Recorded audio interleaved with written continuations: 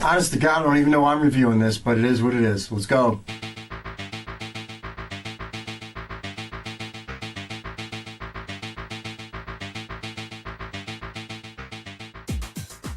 Okay, today we're looking back at 1976 track of the MOONBEAST, low budget at its worst. But it was a constant staple on Saturday TV, and I used to watch the hell out of it. So, before we go any further, as always, to the trailer. The National Aeronautics and Space Agency quotes officials as saying that the asteroid now entering our portion of the solar system poses no threat to Earth. A freak meteor shower spawns a killer man-monster. You've got a scratch or something on your forehead. He's being struck by light that comes down from the sky. Whatever struck him from the sky changed him completely from human form. He became a demon lizard monster. A beast of ancient legend runs amok, and only Indian magic can halt its rampage. Are you going to try and stop it with a bow and arrow? Not with just any arrow, Mac.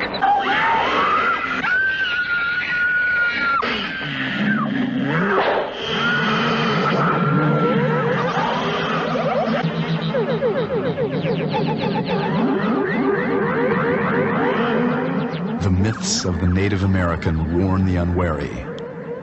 When the night is dark and the moon is high, no man dares to follow the track of the MOONBEAST.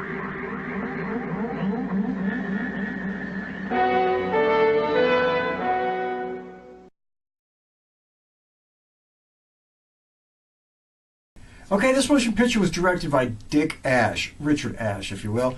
This is the only motion picture he ever directed, and probably for good reason. He was second unit director on a couple movies like Diary of a Mad Housewife, A Place for Today, Girls Are for Loving, another trash flick. But this is the only thing he ever directed, and that's probably for the betterment of mankind.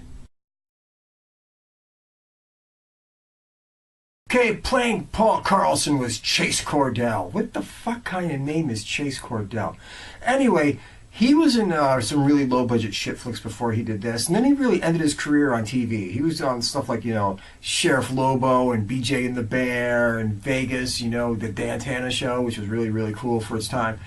But that's all he really did. His career was like a low-budget mid-70s stuff until television, early 80s, mid-80s stuff. And then he just disappeared. So where he is today, I couldn't really tell you. But he was in this. So I guess this is always going to be the thing he's remembered for. Okay, playing Kathy Nolan was Leigh Drake. Literally, she was just in this. I mean, she was in this, Return of the Living Dead, Prime Risk. But she was always like, secretary in background or receptionist or something like that. She never, her career, this was it. I mean, this was her starring role. This is the only thing she ever starred in. And when you watch it, you'll get it. Okay, playing Professor Johnny Longbow was Giorgio Salas, and this was the only thing he was ever in his life. So I don't know what the hell became of him, but I'm sure you couldn't find him with 3 detectives and a whole bunch of Google. He came and he went, folks. That's it. Okay, playing the police captain was Patrick Wright. Now, for the love of God, thank God that we have somebody who was actually in shit throughout his career in this motion picture. Because give me something to talk about for a second. He was in a bunch of stuff. He was in stuff like The Lincoln Conspiracy, Graduation Day, Bikini Car Wash Company, Nerds of a Feather, Maniac Cop. Who doesn't remember Maniac Cop? He was in stuff like The Icebox, The 7 Minutes, The Abductors, and then he did a whole bunch of TV shows like Night Court and Matt Houston and Airwolf. He had a long, long, long career. So if there's one face you're going to see in this motion picture that actually fucking rings a bell, it's going to be Patrick Wright. B-movie extraordinaire, TV guy, whatever. So at least he did something, unlike everybody else in this thing, including the director. Okay, folks, the story is this. Professor Johnny Longbow, this is fucking ridiculous. He actually introduces Paul and Kathy. And Paul used to be like a former student of his, even though they look like the same age, but whatever. But Paul was a former student of his, and he introduces Paul and Kathy, and they go on this like short little romance. And you keep seeing these news things on the TV about there's going to be a lunar meteor shower later on. For some reason, a lunar meteor shower is going to take place. And Paul and Kathy go to look at it and like, ooh, wow. Wow, isn't that pretty? And just as they're doing that, a piece of the lunar meteorite smacks Paul on the head, and he falls over. And I guess it only leaves a little teeny cut on your head when a piece of lunar rock slams into your face at 4,000 miles an hour. But logic doesn't matter in this motion picture. Logic doesn't matter. Anyway, he's feeling weird. He's feeling funny. He goes by another piece of moon rock in a museum, and it shoots this laser blast into his head or something, or this electric pulse goes by. Who the fuck knows what's going on? But so he goes and gets x-rayed, and they find out there's like a little chip in his head. They're not really sure what's going on. Meanwhile, he has these blackout spells at night as the moon goes across the sky, and it turns him into a big fucking lizard. And when he's a big fucking lizard, he goes around and he kills every fucking human being he can find. Fat old ladies, dudes hanging out, you name it, he's killing it. And then he wakes up in the morning and he's like, Jesus Christ, how'd I get here? Why am I feel funny. Anyway, long story short, they find out something's wrong with him. His friends finally believe him after tying him up in a bed one night, and everybody sees what's going down. There's something wrong with this dude. They try to find a cure, but they find out through a bunch of paint drawings from Native Americans from hundreds and hundreds of years ago, which strangely look like they're done by a third-grade fucking class, that one of the stars of the motion picture was going to. They just said, draw some shit with lizards and Indians and, you know, whatever. Finding out that arrows won't kill this guy, nothing will kill this guy, nothing's going to hurt this guy, but he suddenly self-combusts for some reason. They don't know why the first original lizard man did, but he just burns into flames out of nowhere.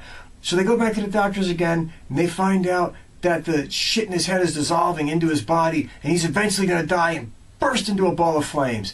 And I could give you the tail end of the movie about how they kill him, and you know they're gonna, whatever. But that's the whole gist of this flick. It's nothing great. It's really fucking stupid. But let's just get to the summary and tell you just why I'm reviewing this motion picture. Okay, Track of the MOONBEAST was in constant rotation when I was a kid. I used to see these channels, WWOR and WSBK out of Boston and WPIX out of New York City, and they used to show this friggin' thing for some reason like they were in love with it. I guess it was the only movie they could get for, you know, on a retainer for like $2 or something, and it was just like being thrown at them, and it cost them shit to get, but they would show it all the time. And as a kid, that was like, you know, 7, 8, 9, 10, 11 years old. I see this all the time, and I would just watch it over and over and over and over and over again. Is the acting good? The acting is horrible. The girl that plays Kathy Lee Drake, I have friends that affectionately refer to her as bitch face. I think that's a little bit cold. She's so wooden, it's terrible. You know, Chase, whatever the hell his name is, playing Paul, he's even worse. Johnny Longbow tries, but what is he going to do? He's in a movie that's shit. But the fun of it is, this is a modern-day retelling of the Wolfman. A man gets afflicted. He changes into a monster at midnight because of the moon. He goes around killing people. He doesn't want to do it. He's tormented. His friends are trying to save him. And in the end, he tries to find some manner of self-destruction to rid the world of the evil that he is the giant lizard man. This is just the Wolfman all over again, taking place in 1976 with a lizard. That's all this motion picture is. They tried. For some reason, it is kind of fun to watch. I admit it. I don't hate it as much as I might be laying on, because it is terrible and it is shit. But I used to love watching it as a kid, and every now and so often, if I'm flipping around YouTube and it's there, I'll be like, oh yeah, look at that Track of the MOONBEAST. I'll check it out. If you want to have a really good time, though, go watch the Mystery Science Theater 3000 or whatever, where they just goof on the shit through the whole thing, because you'll be laughing. I mean, that was some golden stuff.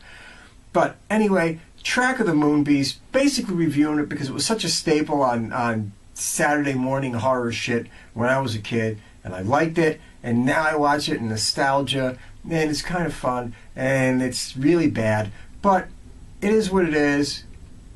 Enjoyable but horrible. You know, enjoyable but horrible. I should start a fucking chain called that. Enjoyable but horrible.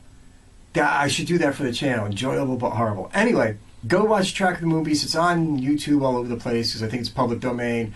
They have the Mystery Science Theater 3000 version of it. Go watch it for a shit and a giggle. Kill 74 minutes of your life. Do whatever you got to do, but go check it out and let me know what you think. All right, everybody. Peace, love, happiness. Bye.